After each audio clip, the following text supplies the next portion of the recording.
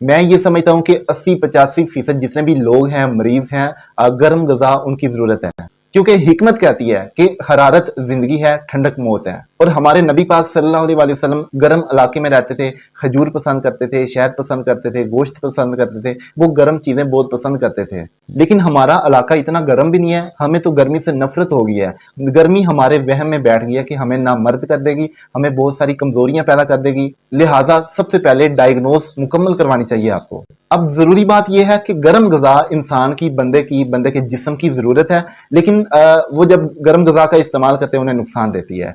क्यों नुकसान देती है? क्योंकि उन्हें पता नहीं होता कि गर्म गजा कौन सी है, ठंडी कौन सी है।